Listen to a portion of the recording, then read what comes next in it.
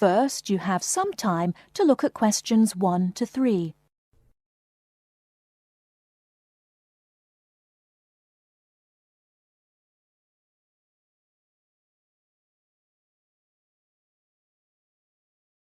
Now we shall begin.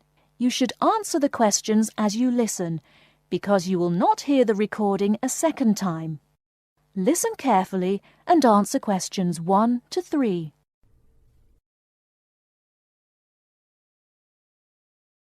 Many of you already have a reasonably firm idea of the general subject area you wish to study. Others are more open and searching for ideas. Whatever your situation, I hope you find that we have a course that meets your needs. Our firm aim is to be a student-centred institution with a special emphasis on flexibility. This begins with our attitude to access. We judge people on their motivation and commitment to study as much as, if not more than, formal qualifications. This is reflected in the vitality and diversity of our student population. Some of our students come direct from sixth form or college. Before you hear the rest of the conversation, you have some time to look at questions 4 to 10.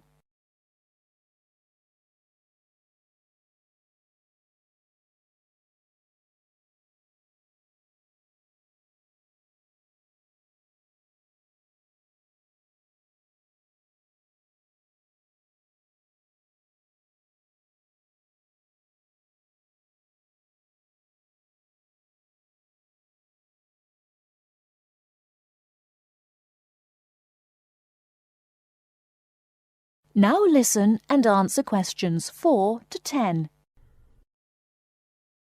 Others are coming into higher education after a short or long gap from formal education. Some are seeking a specific set of skills with a particular job or profession in mind. Others are retraining or studying to give their careers a new direction or dimension. Some are learning about the very latest scientific, technological and commercial knowledge. Others are stretching their minds on sensitive environmental, social and cultural issues. Even a casual observation of the mix of our student body indicates that we're close to our aim of being a polytechnic for the whole community. To meet our students' needs, we have 500 academic and a further 500 support staff committed to good quality teaching, high standards, and sensitive and sympathetic student care. We have probably the longest experience of understanding and dealing with the differing needs of a diverse student population. I hope you'll find a suitable course at the Polytechnic College. If you want to come to the college and we consider you suitable, we'll do our best to find you a place. And when you're here, we'll work hard to make your experience enjoyable, stimulating, and educationally rewarding. That is the end of part 1. You now have half a minute to check your answers.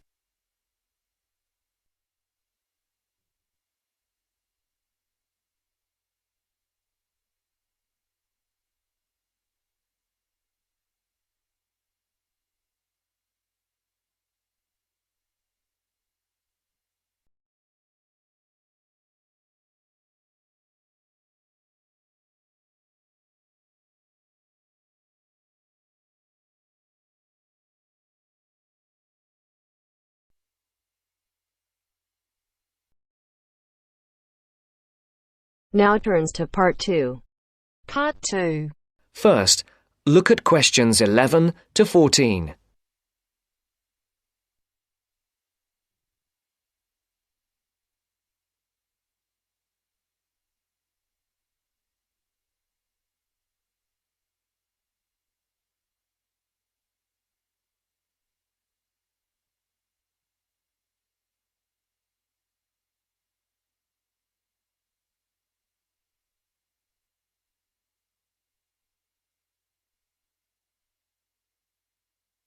Listen carefully. Who's next, please? I think I am.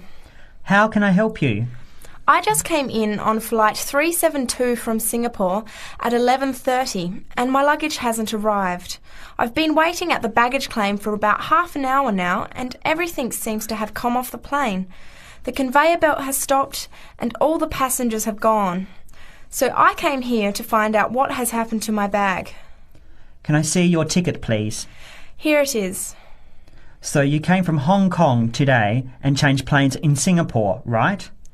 Yes, the connection in Singapore was a tight one. The plane got in late and I had to rush to get to the next flight. That's the problem right there. There wasn't enough time to get your bags onto the connecting flight. Normally Singapore Airport is very efficient. Now, I need you to fill in these forms. Your name. Jenny Lee. Address. I guess you want my address here. I'm staying with relatives. Just a minute, I'll have to look it up. It looks like 583. No, it's 533 East 67th Street in Riverside. Do you have the phone number there? Yes, I do. It's 93014269. So you came in on Qantas Flight 392. Do you know the number of the flight out of Hong Kong? Let me see. I think it was Cathay Pacific 900 or something. Oh yes, it says here, CX 912.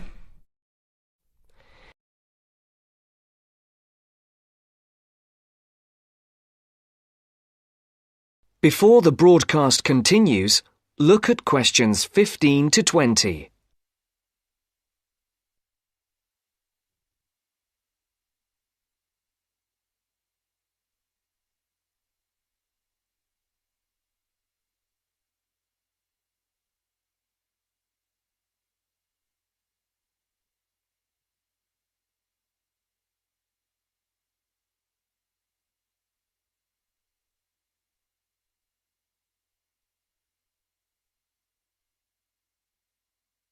You will now listen to the second part of the talk. Right. Now, I need a description of the luggage. How many pieces did you check in? Just one. Can you describe it for me? Here is a picture to help you. Okay. It's a big bag, like this one. Rectangular. Not hard shell, but soft covered, and it has a zipper around the front. Is it black? No, sort of a grey colour. Any identification? Just a tag with my name on it. Any other features? Well, it has wheels and a retractable handle on the end, so you can pull it, as well as the handle in the middle. Okay, that's fine. Now, if your bag missed the connection, I'm sure it'll be put on the next flight. I'll email Singapore as soon as I finish here. The next flight comes in at 17:50. That's 10 to 6 this evening. You can pick it up then. 10 to 6? That's too long to wait. Can I get my uncle to pick up the bag on his way home from work? Sorry, you have to be here yourself to clear customs. Of course, I almost forgot. Will the bag come here, to this desk? Yes. You pick it up here, then take it over to the customs area. By the way, don't forget to bring your passport. You will also need to have the key plus your ticket with a baggage claim number on it. Oh, okay. Guess I'll have to come back tomorrow then. It's lucky I packed everything I need for now in my carry-on bag. Yes, that's always a good idea. Be prepared. That is the end of part 2. You now have half a minute to check your answers.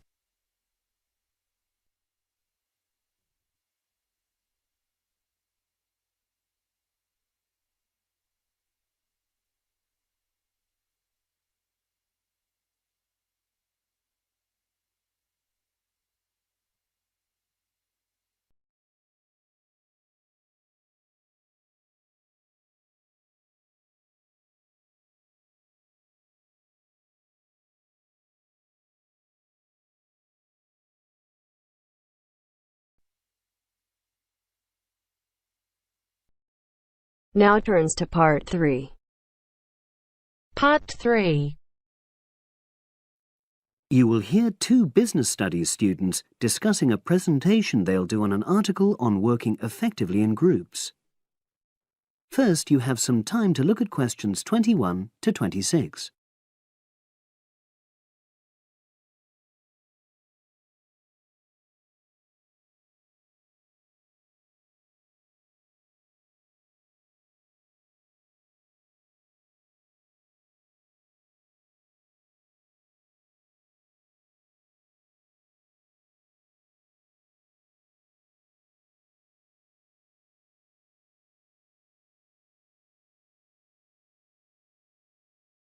Now listen and answer questions 21 to 26. So, Brad, what did you think of the article on group work? Oh, hi, Helen.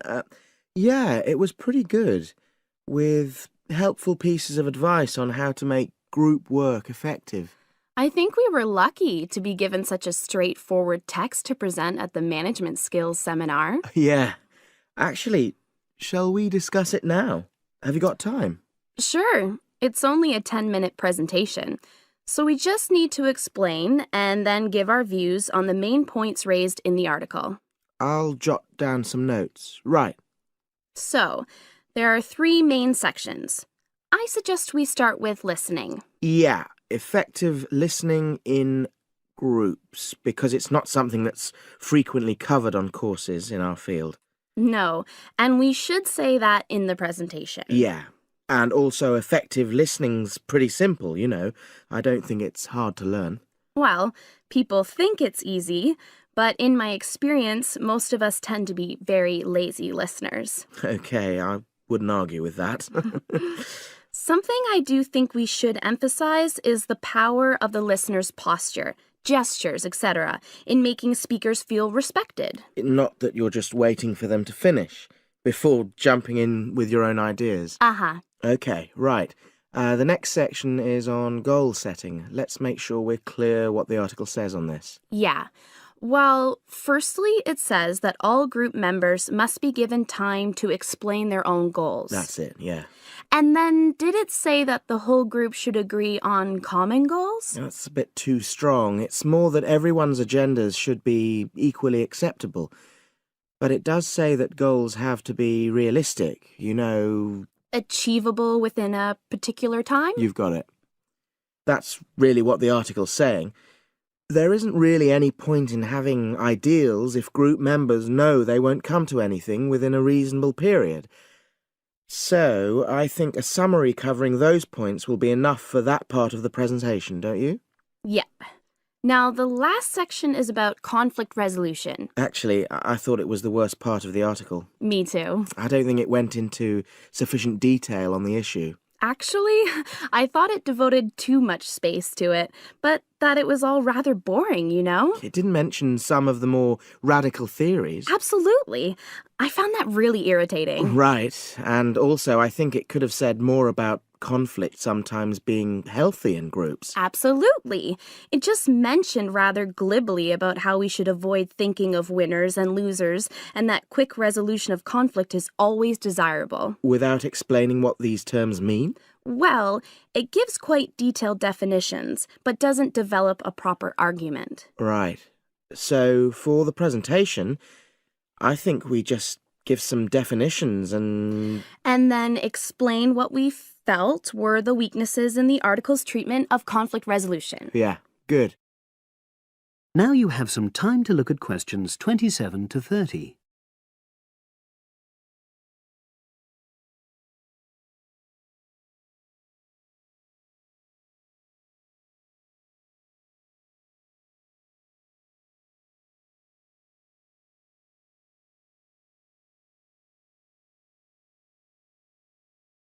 Now listen and answer questions 27 to 30. So, let's think about what we have to prepare for the actual presentation. Well, I suppose we'll use PowerPoint, but I'm hopeless at using it, especially if it has any visuals. I really have to look into doing a course on it because I know I'll need it in the future. Don't worry, I'm quite happy using PowerPoint and I'll put it together when everything else is ready. That's a relief. But yes, do that later. OK. Now, I heard the tutor saying we have to include some well-chosen quotations from the article. I'm not sure if we do. I'll email him to find out. No need. I can just have a look at the specs he gave us when he set the task. That'll be quicker. But the tutor definitely said we have to prepare a handout to go with the talk. I'm not really sure how we do that. Sarah did one last year. Who's she? She's doing the same option as me on marketing. I'll ask her advice on what to include. Great. So that just leaves the bibliography at the end. I suppose it'll mainly be articles. Yeah. So we'll just look on the web, and we can leave that till later. But we've been advised against that. Well, we could have a look through some journals in the library. I think we should start by looking through module handbooks.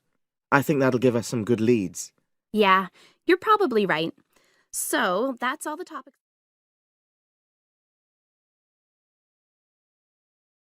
That is the end of part 3. You now have half a minute to check your answers.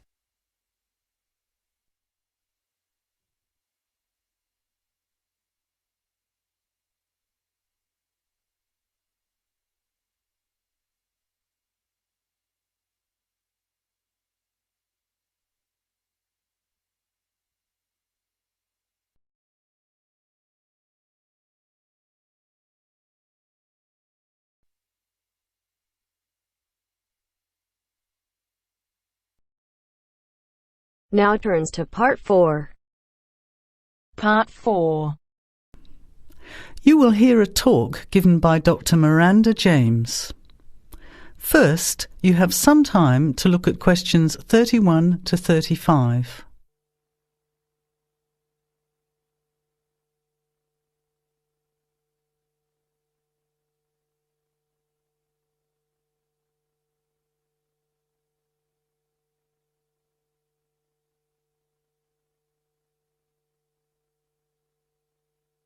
Now, listen carefully to the talk and answer questions 31 to 35.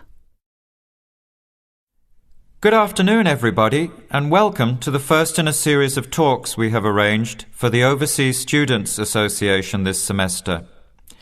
Dr. James has very kindly agreed to speak to us today on the topic of public speaking, and judging from the large numbers of you here, it's clearly a subject of great interest and relevance. Dr. James. Hello. It's good to see so many of you here, and hopefully what I'm going to tell you will be useful to you both here at the university and in your future employment. Many people avoid speaking publicly, by which I mean in front of, say, 10 or more people. Not because they lack the ability, but mainly because they lack confidence, which is really only due to lack of practice. Today, as a consequence of the influence of television, audiences expect speakers to be relatively brief and to the point, in addition to being well-informed and interesting or entertaining. Probably the most important part of public speaking is what you do beforehand, by which I mean preparation. This includes practical details, such as knowing precisely what your topic is and exactly how long you are expected to talk for. You should also plan the content thoroughly. A good strategy is to write out the content as you intend to say it, and then make brief notes, preferably on small cards, which you use to talk from. This way you sound more natural. You incorporate pauses while you look at your notes, and you can then look at your audience while you are speaking. Never read your speech without looking at the audience. Eye contact is a very important part of communicating with an audience. So deliberately move your head and look around at your audience. Pauses are important, as most people, when they are nervous, tend to rush through their speech. Now you have some time to look at questions 36 to 40.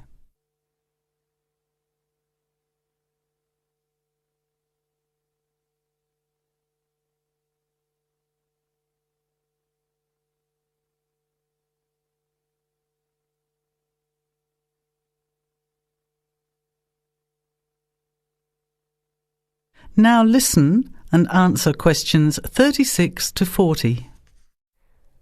Practice speaking slowly.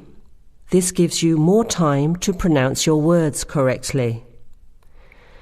It's always easier for your audience to listen to someone whose speaking is clear and calmly paced, so that they can understand the ideas being explained. And the bigger the group, the more slowly you should speak. Remember to project your voice, speaking clearly to the person furthest away from you. It's a good idea to rehearse and record yourself. Pay attention to your intonation when you listen to yourself. It's even harder if you're speaking in a second language, I would imagine. But there's nothing worse than listening to a flat, monotonous voice. So try to vary your tone and rhythm. This will add meaning to your words. Lastly, pay attention to both your posture and your gestures. A confident person stands or sits in a small group with their head up, chin out, and shoulders back. Try to avoid scratching or fiddling with your hair or beard, or pens, jewellery, and so on. These movements can distract and irritate your audience. Yet you may be unaware of them yourself. Another reason for rehearsing, preferably with feedback from a friend, or better still, on video. I hope these few tips will make your experience of speaking in public a little easier. Remember, practice makes perfect. That is the end of part 4. You now have half a minute to check your answers.